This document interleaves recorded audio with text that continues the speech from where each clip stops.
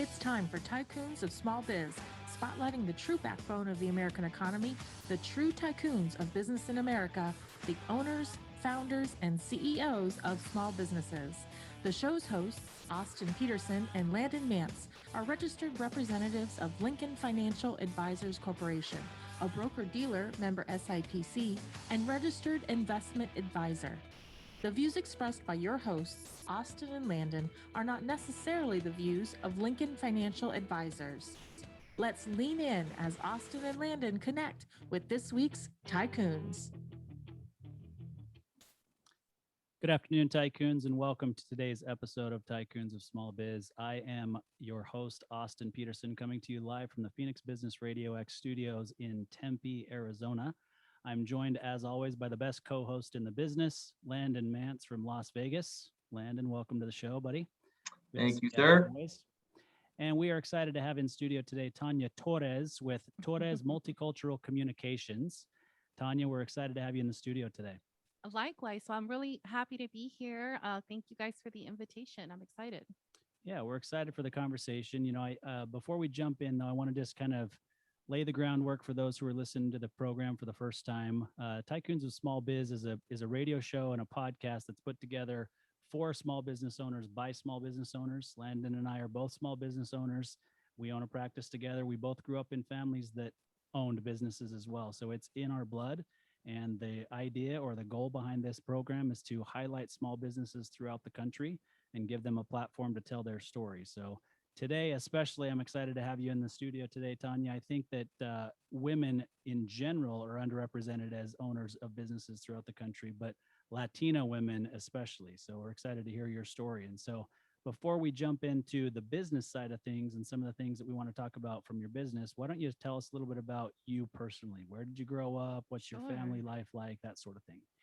Well, I grew up here in Phoenix, actually, West Phoenix, kind of a rough neighborhood, 21st Avenue and Monroe, just a block south of Van Buren. I am a daughter of immigrant parents. So my parents immigrated to the U.S. back in the 70s. They are now very proud U.S. citizens, voters, a mother and father of a three-time war veteran and successful children. So I think they did really well for themselves. But yeah, I grew up in a rough neighborhood. But my parents grew up as a Mexican Catholic, and so Catholicism was very important for us, especially for my mother. And so I do have 12 years of Catholic school upbringing. So 8 years at St. Matthew's Catholic School, which I'm really proud of. Small Catholic school, but very much a family. A lot of people that I'm friends with to this day. And then I went to Xavier College Prep for high school. So a big sacrifice for my mom and dad to send me to Xavier College Prep, since the tuition is much higher than Arizona State University. So it was a big deal. Went in, graduated, and then I got a full ride to Arizona State University thanks to the ASU Latino alumni chapter, Los Diablos. I got a full ride to ASU. And then from then on, I went on to start my career. So that's a little bit about myself. I have 5 brothers and sisters. There's 6 boys and 6 girls. We're kind of in the same lineup as the Brady Bunch. So we're kind of like the Mexican Brady Bunch. I would be Marsha. Okay, that's good to know. She's a Marsha. I'm a Marsha. I'm an older sister. Well, Landon is definitely a Greg. I don't know what that means, but I'm not sure either. It's just the only name I could come up with from the Brady Bunch. No, I think that that's a really cool story to see. Obviously, you know, we see this time and time again, these immigrant parents who come and raise children in the United States. And, you know, they understand what a blessing it is to live in this country, and their children grow up understanding that it's a blessing, but we've got to work hard to make something of ourselves. Yeah. And so it was clearly instilled in you at a young age. And then, you know, the Catholic background and then the work that you put in there is obviously, I mean, 6 kids, that's a good Catholic family, right? That's a great Mexican Catholic family. And I might add, we grew up in a 900 square foot home. So there's 8 people in that house. I still, to this day, God bless my mom and dad, but I don't know how we got through that, but we did. But you're right. I think the sense of entitlement goes right out the door. There is no sense of entitlement when you have that kind of background. And for as hard as it has molded me to be who I am today. I think the biggest, aside from giving me life from my parents, I am so thankful for the work ethic that they have instilled in me. I think there's no work ethic like an immigrant work ethic. And when you have your parents working multiple jobs day in and day out, um, it does something to you. And so that's something that really drives me to this day. Yeah, I think that's really cool. I mean, I don't have an immigrant background, at least not for a few generations, of course, but um, I posted something for Father's Day about my father, who actually is my stepfather, and the same thing. I mean, the work ethic that he taught me. I grew up relatively poor, not 900 square feet, right, but maybe 1,200, 1,300, and then just six of us instead of eight. But my parents both have GEDs. They just worked hard. They weren't great from an educational standpoint, and so they just went to work and did what they could. But that work ethic that they instilled in me is what has driven me to what I've been able to accomplish today, because I knew what it meant to work and to not feel entitled to a college education, for example, or entitled to anything for that matter. Yeah, I think that's something, a lesson for a lot of people. It's like the world owes you nothing. No one owes you nothing. And so that's I see it a lot where I think that lesson could be learned by a lot of people. Yeah, yeah, definitely. Do you still have a lot of family here in Phoenix, Tania? Yeah, yeah. So they're all here. So my brother, who's a U.S. Army vet, he's still in the Army. He's stationed out of El Paso, soon California. Um, and for except for him, everybody kind of clusters together. So we're all here in Phoenix. Nice. We do What's have a couple aunts and uncles still in Mexico, but it's rare. It's like I can't remember the last time I went to Mexico. what's your brother's name that's in the Army? His name's George Torres. Shout Well, out to big my older brother George. big shout out to George. Thank you for your service, man. I love him. He's my Greg. He's man. Like we got through our childhood. I think we learned how to laugh, and so laughter is a big thing between us. Like he just makes me laugh like no other person. So I just love him so much. So thank you And for that. Oh, go ahead. yeah, you're welcome. Are your folks are they retired now, or what are they doing? They're retired, happily retired. They're busy being a grandma and a grandpa. They have 9 grandchildren. My dad is he had a back injury about 10, 12 years ago. And so he's handicapped currently. And so he's kind of, taking it easy as he should, focus on his health. And my mom's the social butterfly. So she's out and about every day. So they're Mhm. kind of the opposite, but no, they're happily retired. Nice. Very nice. Well, cool. Thanks for sharing all that. I didn't know any of that about you, so I appreciate it. So you kind of got up to ASU and you finished your schooling at ASU, and then talk to us about what happened next in your life, and then what ultimately led to you starting your own business. Yeah, so I graduated from the ASU School of Walter Cronkite School of Journalism and Mass Communication. Amazing school.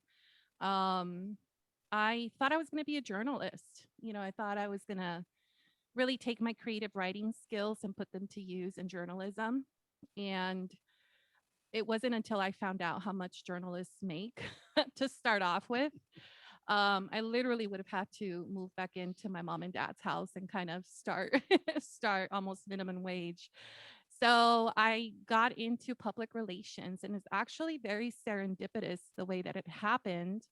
I had not even graduated college yet, and I was temping. I was working for a temp agency, and they needed an assistant, and so they sent me to this place. And I walked in, and it was like kind of like a madhouse. People running everywhere, lots of bright colors, um, people running around. Just there's the energy, very exciting energy, very creative energy, and it turned out to be an advertising agency. The name Kramer Krassall, they're no longer around. They are around in other markets, but they did get bought out in Arizona. And I looked around and I thought, oh my God, what is this? I had no idea that a place like this existed. And I just fell in love with it. I loved the ability to be strategic and be able to do research and really get into the heads and hearts of consumers. And then on the flip side, the ability to be creative, to think innovatively and progressively and do something that's going to be outside of the box. And the way that we can marry the two was really exciting to me.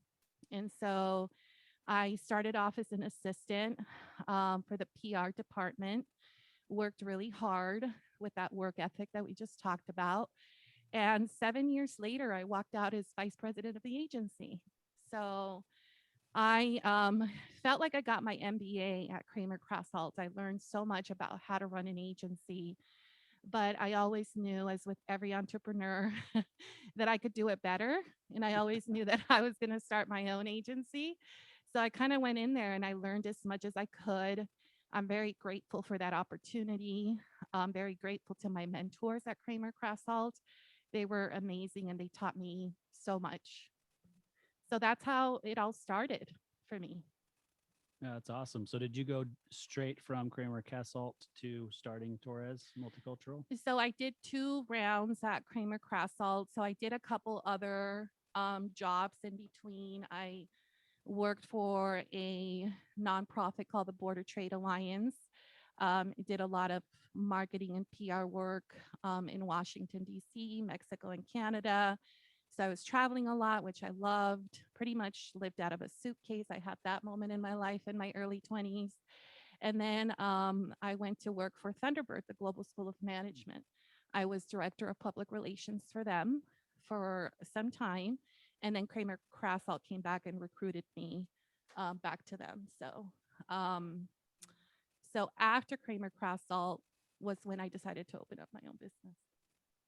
Yeah, I think that's fascinating, and there's a couple of tie-ins to my own personal life there. So originally, I was going to get my master's in international management from Thunderbird, and I had a child at the time who may or may not be listening to this, but he is also currently a student at the Cronkite School of Journalism. Wow. And so hopefully he didn't hear your comment about how little you make as a journalist when you come out of school, because he might start second guessing everything that he's that he's working towards. But I think that the path that you took is awesome, and it's very similar, right? I mean, a lot of entrepreneurs do the same thing, learn a trade and realize that maybe what they studied isn't exactly what they wanted to do in life, but they knew that there were certain things that they brought to the table, and they identified, if they just did this a little bit differently, or if they did that a little bit differently, they would be that much more successful. And so you have that drive and your belief in yourself to step out on your own and do it, which I think is awesome. Yeah, I think for me it's just having that college degree, which is so important. And it's everybody keeps saying that to me, just graduate, just get the college degree. And I kind of understand that now as I employ and hire people. It truly, I could see the difference in candidates, with it. Just college just really it teaches you so many skills, discipline, the ability to stick to deadlines and meet deadlines, being autonomous, being able to manage yourself, writing skills. All of those things are just some of the very important, skills that employers look for. And a college education instills all of that in you. Yeah, it definitely does. And the mention of earning an MBA on the job, Yeah. I think there's a lot of truth to that, right? I mean, I tell people, so I do have an MBA, and I tell people all the time that the education itself it's not that it was bad, it's not that I didn't learn anything, but I didn't learn anything there that I couldn't have learned just in the workforce, period. The value of my MBA to me is the network of people that I went to school with. Absolutely. Right. So yeah, there's definitely more ways to learn. I mean, Landon and I are getting an MBA and hosting podcasts over the last year. So at least a bachelor's from the Walter Cronkite School of Journalism and Mass Communications. Right. I think she just downgraded us and said, so Well, far I the said interview's at not going least. great. Well, what we need his son, when his son finishes his program, then he needs to go work for you for a couple There you years, go. Tanya. Then he can come work for us and do all of our PR and marketing and all that stuff. That's not a bad idea. Not a bad idea at all. You listening, AJ? All right. So tell us a little bit. So how long has it been at Torres? It's been 12 years. Wow. 12 years. 2009. Time flies when you're having fun, right? Oh, yeah. Actually, it's been a lot of fun. It's a lot of work for sure. But Jesus, the experiences I've had along the way are just, I'm telling you, when I retire eventually and I'm sitting in that rocking chair, I'm going to have like the craziest stories to share because I've been very blessed to have experienced so much so far. Yeah. Yeah, I think, I mean, there's a reason that a lot of entrepreneurs end up writing books, right? I mean, there's so many lessons that they learn along the way and things that they want to share. So we'll look forward to seeing your book. Thank So you. tell us, over the last 12 years, how have your priorities changed, right? I mean, when you started out, you have this end in mind. There's something that you wanted to accomplish or many things that you wanted to accomplish, but how have your priorities changed over the last 12 years? I think that they have both been reinforced and evolved over the past 12 years. When I mentioned earlier at Kramer Krasselt, when I said I looked around and really the gap in the market that I identified was the ability to reach Latino consumers, Hispanic consumers. It was almost like they had kind of a sense of, uh, kind of like their necks in the sand and didn't look around and see how diverse the market was becoming. In 1980 was when the US Census first used the word Hispanic. And at that time, about 14.5 million Latinos were identified in the country. And you fast forward to now the 2020 census, and we're at 60.6 million. So we're about 18.5% of the nation's total population. And we represent about 1 out of every 6 Americans, and we have a $1.7 trillion buying power. And so I saw that back in, what is it, late 90s, early 2000s. And so for me, it's continuing to shine a light on the Latino market and all that we bring to this country and to different industries. Make sure that, we're being represented and we're at the table, and that when it comes to companies or organizations wanting to do business, that they, do something that leaves behind value in our communities. That continues to be important for us. So ways of empowering our communities across the markets that we work in. But for me, my priorities have evolved over the last 12 years to not only do Latino marketing, but also just multicultural communications in general. We had the opportunity to work on the 2020 census just last year, and we worked with Asian Americans, Middle Eastern Americans, African Americans, basically everyone. And so that was really exciting to be able to do focus groups and reach out in their communities and get the word out about the importance of participating in the census. So that's how, my priorities and my team's priorities have changed over time. I think that's so awesome to actually watch the way that you identified an opportunity in the marketplace, because I was a child of the 70s, and so I remember the 80s very well. And I think back, and you're absolutely right. I mean, the numbers obviously bear it out, but you look back and there was less diversity in our country then, specifically on the Hispanic side, than there is today. And if we fast forward and think about, what did you say, 18% of the population? 18.5%. Yeah, so 18.5% of the population, it's almost 1/5. That's almost 20% of the population is Hispanic or Latino in our country today. But the stuff that you see on TV, the ads that you see on TV, or the billboards or whatever it is, the marketing that you see is still not representative of No. that. No. There's still a long way to go. And you see it in agencies as well. There's no secret that Madison Avenue in New York, they lack representation. In fact, I think there was like a class action lawsuit a couple of years ago where they were demanding more people of color to be part of these agencies. And so there is such a lack of diversity in the marketing industry. That's a fact. Yeah. And I've always said agencies like me shouldn't even be around, like that's the truth. Yeah, it's a good point, right? You shouldn't even have to have a multicultural Right. agency because all agencies should be multicultural. Multicultural and reflective of the markets. Yeah. It's not rocket science. Yeah, no, it's not. And the same could be said not even for different cultures, but races, religions, sexual orientation, all that kind of stuff. There's diversity in our country in all of those areas. Mhm. And we shouldn't have to have agencies specifically for that because it should be part of our everyday culture. It should be in their DNA, and unfortunately, it's not. Yeah.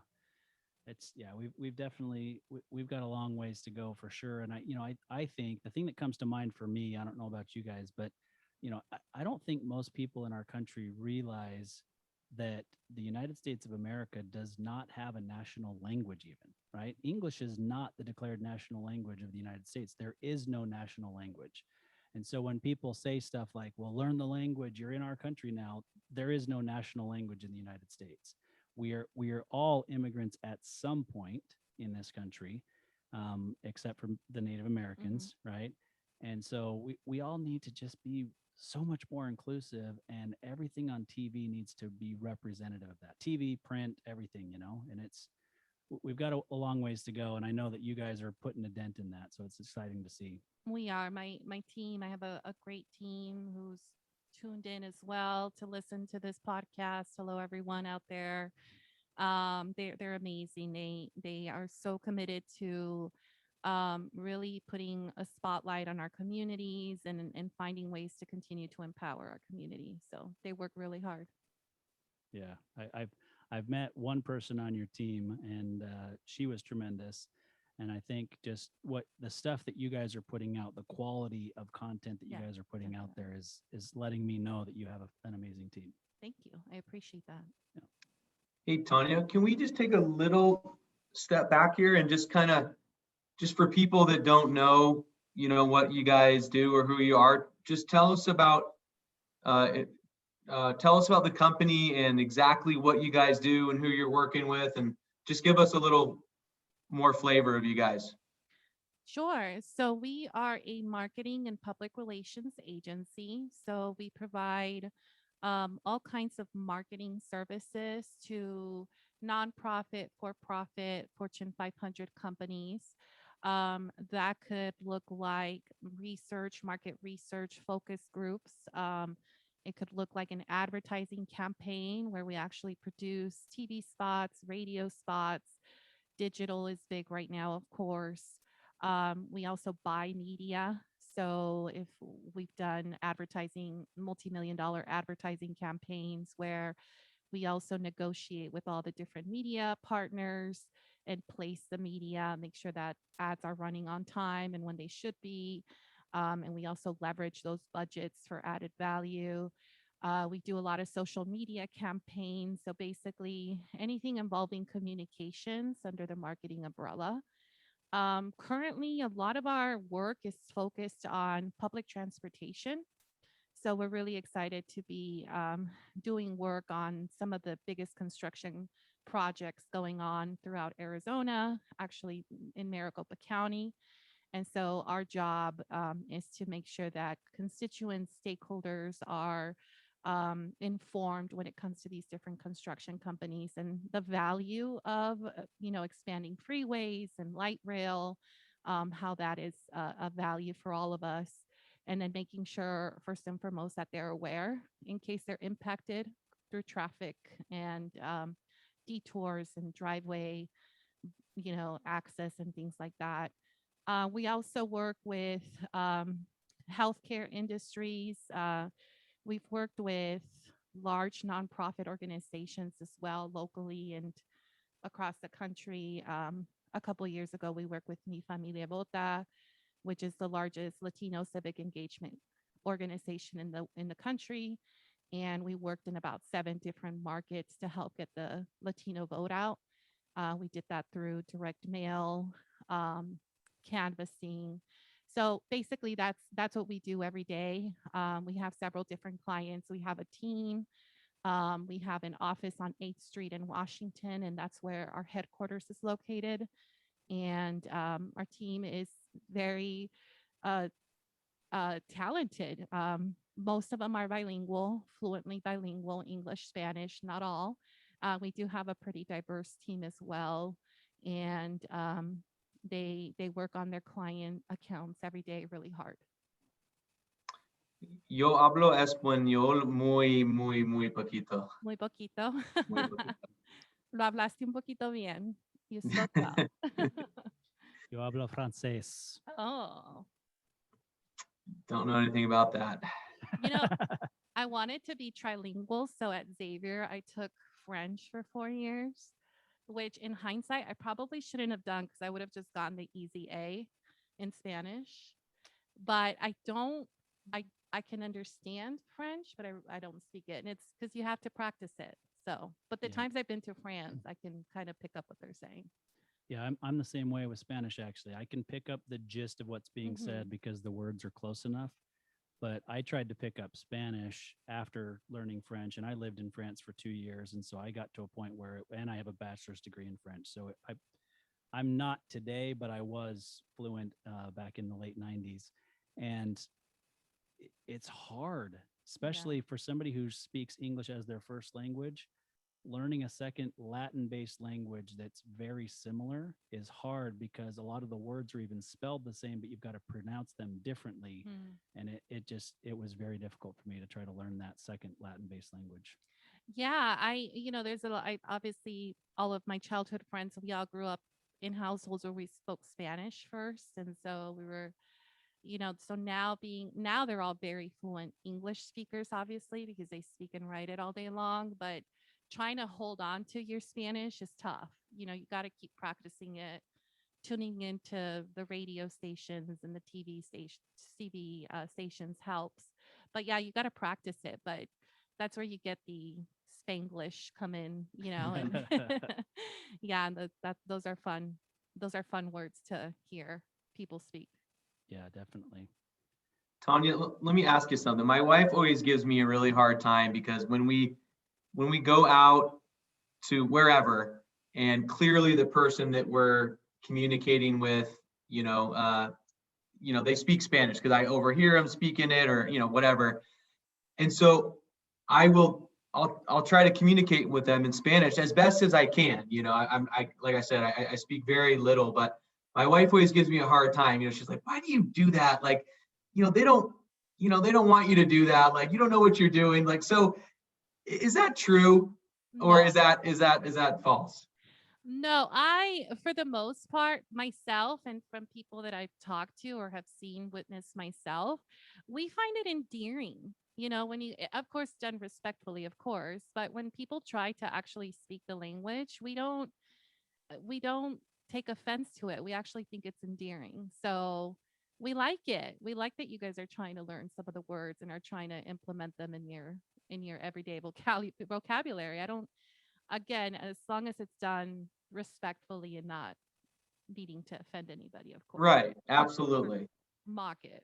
Yeah, no, absolutely. I was in a restaurant on Saturday morning. We were running around and we got some breakfast burritos, and I was talking to the cashier in Spanish. I just said, good morning, how's your day going? And she kind of looked at me and she, we communicated for a couple minutes. But I've always thought that, like you said, as long as it's done in a respectful manner, I've always thought that people appreciated it.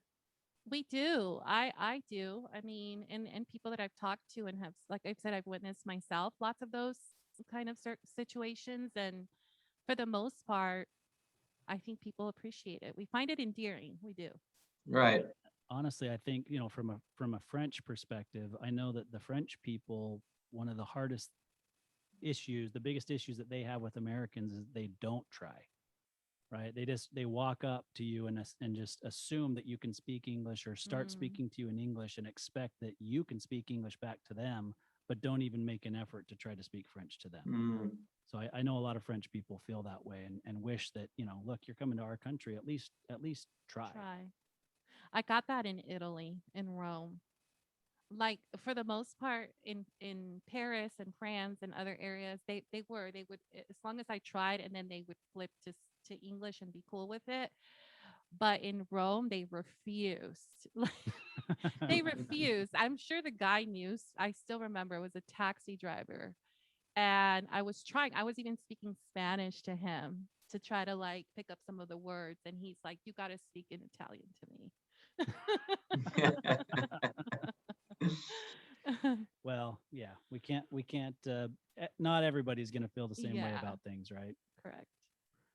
So Tanya, you are 12 years in to this entrepreneurial journey. So I want to ask you, kind of just looking back, what are some things maybe you would have done differently? But before you answer that, just talk to us about your journey the last 12 years. What's it been like? Successes, failures, things you've learned?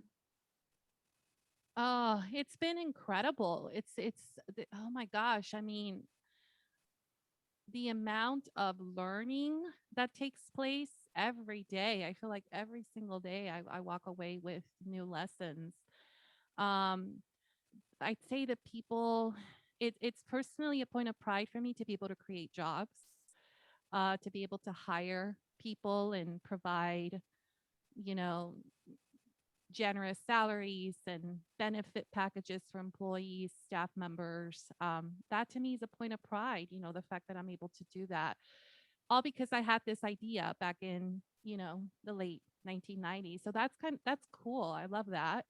Um, I think over the last 12 years highlights just the number of people that are impacted by the work that we do. Um, Sometimes we don't even recognize or realize how truly impactful our work has been. Um, Being able to work on really cool projects has been a highlight as well. And let's see, being able, I think one that comes to mind is being invited to the White House for the Christmas party and being able to meet President Barack Obama and Michelle Obama was really cool. That was a big highlight for me back in 2012, I believe. So it's so many experiences. Um, it's like I said, once I retire one day and write a book or continue to tell, people about my stories, I have really great stories to share. All Nice. because of my entrepreneurial life.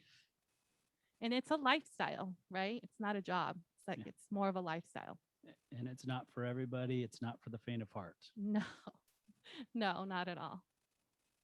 All right. So here we are, 2021. Obviously, you've had a lot of success growing your firm the last 12 years. But if you were to kind of look back when you were starting out, knowing what you know today, what are some things you may have, done differently? Oh, there's a lot. One that comes to mind, and I think entrepreneurs are gonna either agree with it or not, but I would say avoid hiring friends and family is a big one. Those are really hard lessons I've had to learn over the last 12 years. And it's natural to want to hire friends and family at the beginning of your entrepreneurial journey. Um, a lot of being an entrepreneur, there's a certain element of fearlessness that comes with your personality. You have to have, guts to jump on your own and say, from now on, I'm going to be responsible for my own paycheck and then eventually for the paycheck of lots of other people. So there's a lot of fearlessness that comes with being an entrepreneur. And so it's natural to want to surround yourself by family and friends. And it happened to me, and then you also have a lot of people that, see what you're doing and they have the best intentions at heart and they want to chip in and they want to help. And even though they're not entirely qualified to do the job, You figured, oh, well, I'll train them, they'll make do. Um, but for me, it's really learning that lesson to hire individuals with the experience and the expertise that you need to run your business. And keep friends as friends and keep family as family. Right. So would it be fair to say just kind of understanding, planning for, and setting very clear boundaries? Yeah, I feel that, like I said, you'll have family and friends that want to help, especially as you make those big wins. They want to be part of that success story. And it's great. It's wonderful. And sometimes it's best to just have them as your support system. And honestly, it could even be cheaper, cheaper to keep them as your support system, because it's tough. It's tough. It also limits you. It limits you, and it could potentially set you back, um, if you're not hiring people with the appropriate skills and experience. That's what should come first and foremost. That should be most important, because if your friends are going to stay your friends, if they're truly your friends, they're going to stay loyal whether you hire them or not. So yes, setting boundaries. um, I think a lot of times as entrepreneurs, it could get pretty lonely sometimes as well, because not everybody understands us. Not everybody truly understands the challenges that we go through every day. And so it's natural to want to surround yourself with friends and family who are going to give you that support. But I've been very lucky to have found Vistage not too long ago, and that's how I met Austin. And I now have a peer advisory group of 12 CEOs who I meet with on a monthly basis, minimum.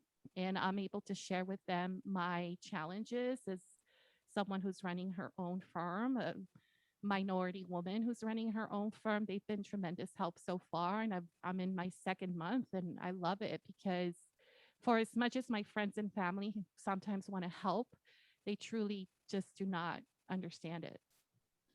Yeah, Right. yeah, I think they don't truly understand that they do have some bias regardless, right? And so you're going to get unfettered responses from the rest of your Vistage group. And we obviously have been very lucky to have you come in the group as well. And we're excited to see what the future holds there. I want to actually expound upon what you said with hiring family and friends. So I think we've all kind of done it at some point. I mean, Landon knows, Right. even I did it even again maybe 6 months ago. I hired my daughter as my administrative assistant because one of mine moved to Portland unexpectedly, and I needed somebody to fill in. And I thought, oh, she can fill in, and it didn't end up being great for her or for me. And so it was one of those lessons learned again. But I want to go even further. So it's not even just family and friends, but I think a lot of the mistakes that we make as entrepreneurs is hiring people who think or act the same way that we do. And we actually need employees who are willing to challenge us or have different viewpoints. So we want the skill set, of course, but a lot of times we end up trying to hire people that are very similar to us, and that can be detrimental to your growth. Yeah, I could see that. Definitely. I think yeah, focusing on that resume and what are the skills, and whatever it is that that person brings to the table should be most important. And yeah, I feel, I'm working on getting very people that are not, just the yes ma'am, yes sir. We get a lot of that too. And you're right. We want, you're here for your thinking, for your creativity, for your ability to solve problems and think strategically. And that's what we're looking for. And we don't have that answer. And especially if it's not under our area of expertise, whether it's whatever area we're on. For me, it's finances.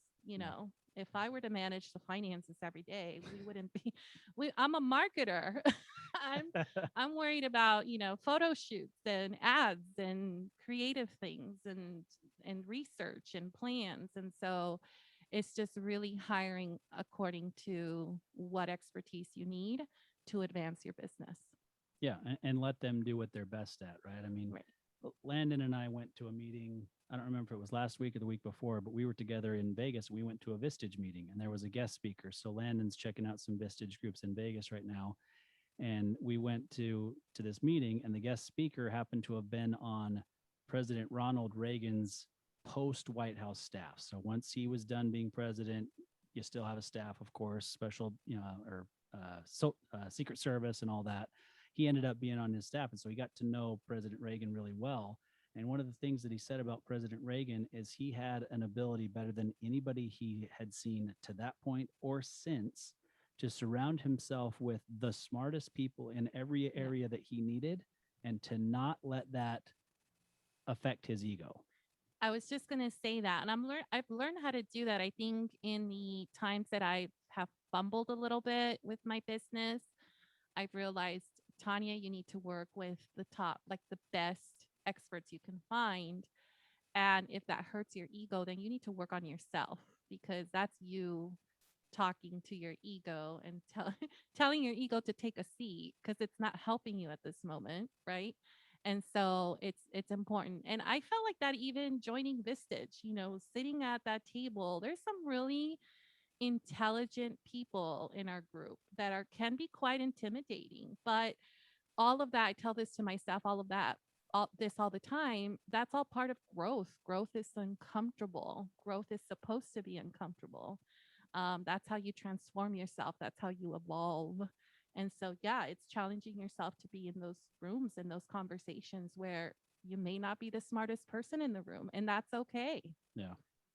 So I want to ask you some kind of more specific questions about what it is that you're doing, not necessarily now, but how you approach this, right? Because one of the things that I see, and Daryl and I, the producer of our show, we were talking a little bit about this before the show started, that there's these groups, right? So Daryl's African American, you're Latina American, and everybody kind of puts you in this group, right? And there are certain things that are true about certain groups, but not all things, right? And I think that we as Americans, or people in general, make the mistake of assuming that all African Americans think the same way about certain topics, or all Latinos think a certain way about topics, right?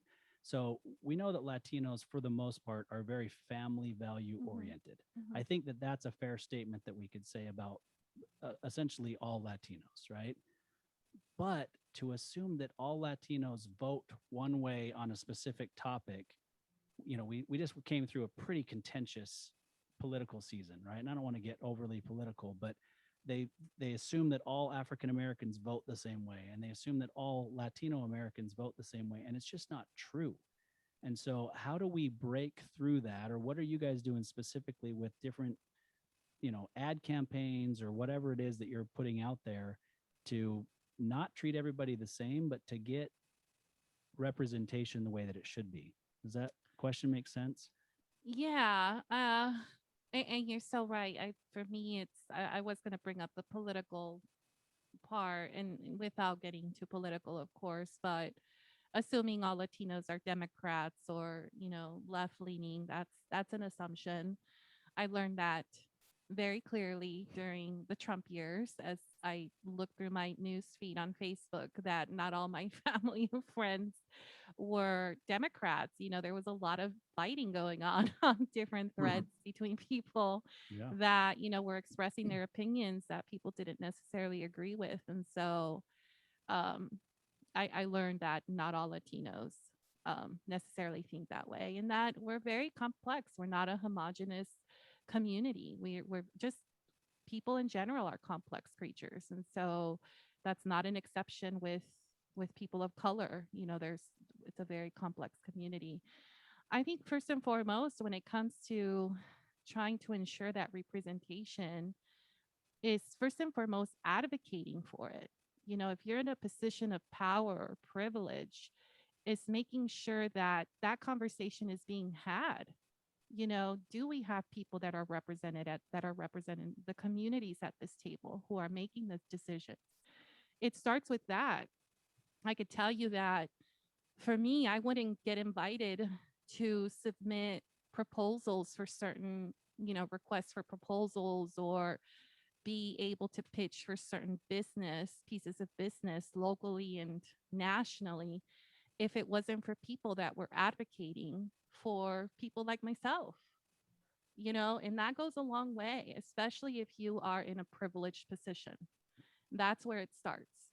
I've had the best doors open for me by people that were not necessarily Latinos or African Americans or people of color. It's been Anglos who have opened those doors, but it's because they recognize it, whether it's a business decision for them or because they think it's just the right thing to do.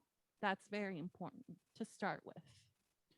Yeah, I mean, I think the reality is our country as a whole, and sorry not to hijack things here for a minute, Landon, but this topic has been on my mind a lot for the last several months. But um, you know, our culture is very diverse today, but the white man in business is still very much the majority, right? And so I'm a white man, but it's up to me to stand up and say, gosh, we need more representation from Latinos. Absolutely. We need more representation from African Americans. We need to do something as the white males of society to say, this is not okay. Let's fix this in a way that works, right? And I don't have all the answers, right? But I do have some thoughts that I think could make some differences, right? So, you know, specifically Black Americans have been in the news a ton lately.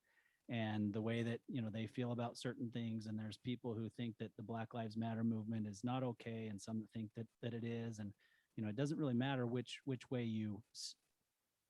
side you're on, specifically the organization Black Lives Matter I'm talking about, right?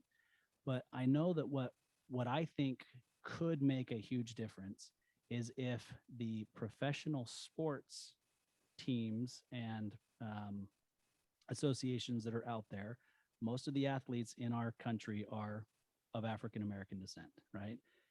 But I think if the NFL, the NBA, the MLB, whatever it is, got out there and they put out ad campaigns that showed African American men and women growing up to be doctors and lawyers and all those sorts of things, if the kids are seeing themselves as that's a possibility instead of the only way for me to make a lot of money in this world is to become an athlete or an entertainer or a rapper or singer, whatever it is, if they feel like there's another path for them, I think that that's going to help create that. And it's up to the white people, the white men who are leading those organizations to stand up and say, we need to do more for that community.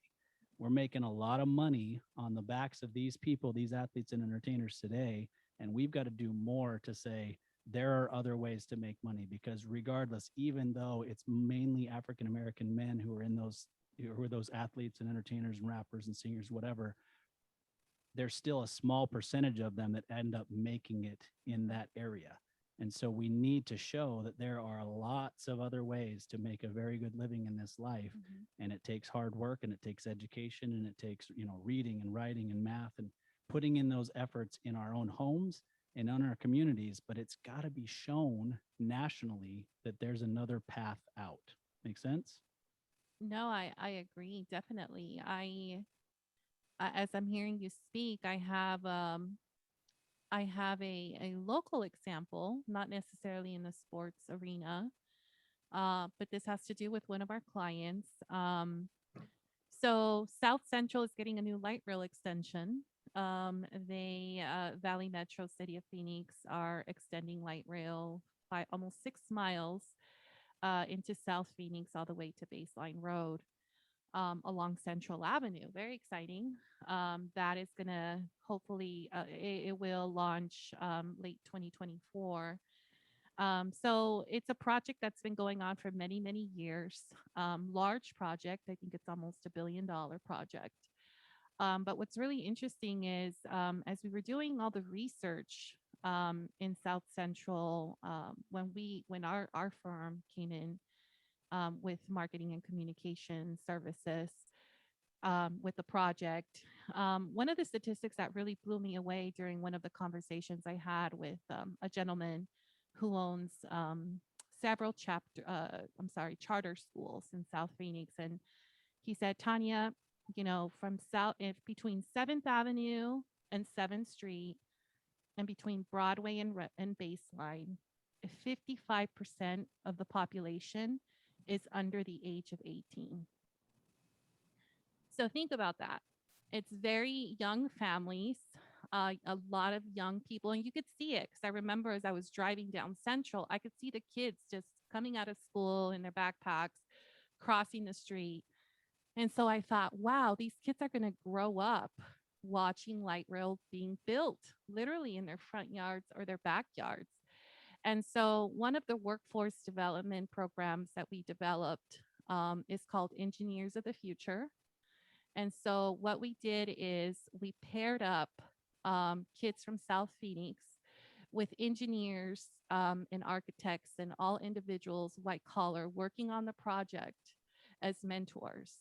And so we have a small army of engineers that have gone into these schools throughout South Phoenix and have introduced these professions to kids. And some of those engineers are of color and women. And so it's their first time really listening to someone who looks like themselves, who may talk like themselves, just who are saying, hey, have you thought about this as you're watching light rail being built in your community? This is something that you could potentially do as well. And so we've had several different project build, they call them project build programs where they've learned how to build bridges. They've learned how to, everything related to just public transportation and light rail, they've learned. But just to see these kids' just minds, just awaken and to think of the possibilities for themselves. So it just kind of reminded me as you were talking about, introducing these different career options. Yeah, that's something that's happening on a local level as well. Yeah, I think it has to be just as involved locally as nationally, but I feel like these large organizations have a voice and they need to use it. Yes. Right. And I don't know that they're doing enough today. I mean, obviously, the head of the NBA, the head of the NFL is not listening to our podcast and hearing this, but I just feel like there needs to be something more, right? I mean, I would almost love to hear from a guy like LeBron James, right? Everybody knows who LeBron James is. Love him or hate him, love the team that he's playing for today or back in the past, doesn't really matter. But I feel like he should almost stand up and do a national commercial that says, "Look, I understand kids who look like me want to be me. I get that. There's a very small chance that that's going to happen. And so here's how you get out." Now he does things, right? He has scholarships and he does a lot of things for a lot of people. But I feel like a very national campaign of him saying, your best chance is to work hard in school and to learn a trade or to learn something, because the percentage chance of you becoming me is very, very small. So let's find another way for you, because I want all of my African American brothers and sisters to become successful as well. Make sense? It reminds me of Charles Barkley back in 1992, I think.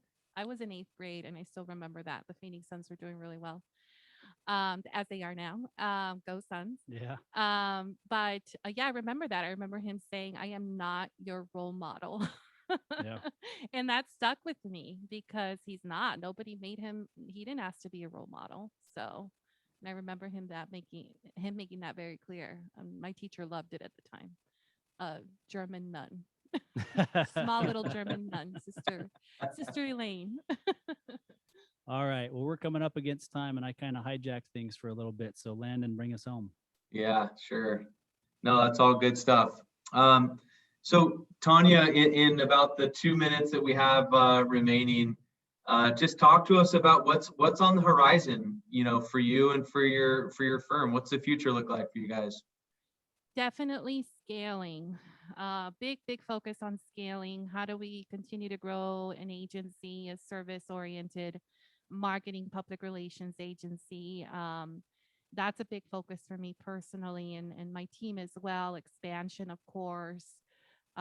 Looking into other market opportunities as well.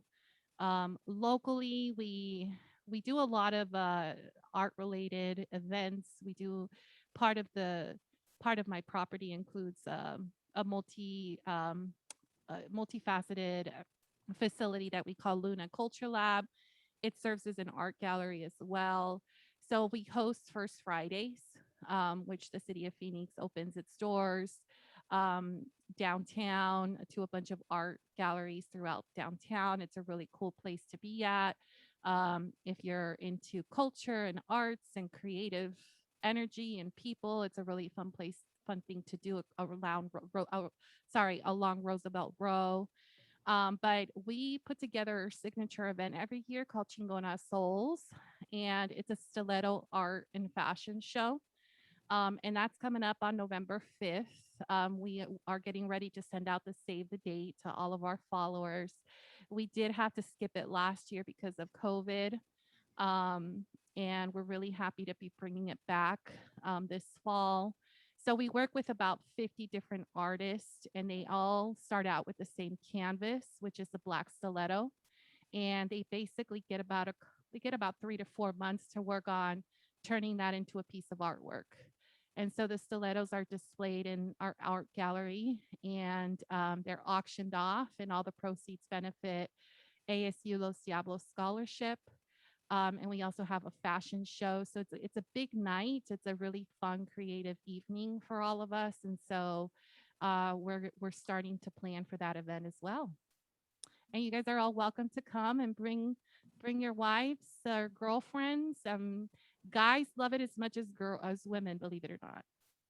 Yeah, I've been to First Friday with my wife. We love it. I mean, the food's great too. They've got all kinds of food trucks and then the art and all kinds of stuff. It's a fun music. time. It's a great. Yeah. That sounds like a good time. Very cool. Well, Tania, this has been a really enjoyable conversation. We sure appreciate you coming on. And for anybody that wants to track you down and pick your brain or talk about, the work that you guys are doing in your agency, how do they track you down? Sure. So TorresMulticultural.com is our website, TORRES in Sam Multicultural.com. You could also find us on Facebook and Instagram and Twitter and YouTube, all the usual places. Coming soon, hopefully TikTok. That's a whole other podcast. TikTok. Let's see. And our office number is 602-354-3430. Again, 602-354-3430 for anybody that wants to give us a call. And if you're in need of our services, please reach out. All right. Fantastic. Well, again, thank you so much for coming on, and we look forward to following your success. I am so thrilled to be here, you guys. Thank you so much for the invitation. Yeah, you're welcome.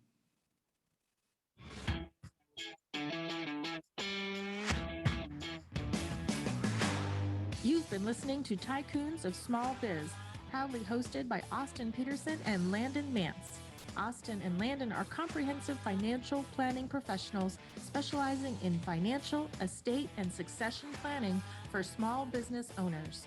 Austin and Landon have offices in Scottsdale, Arizona, and Las Vegas, Nevada, and represent clients in 14 states throughout the country. Join Austin, Landon, and the featured Tycoons live every Tuesday at 1 p.m. right here on Business Radio X and your favorite podcast platform.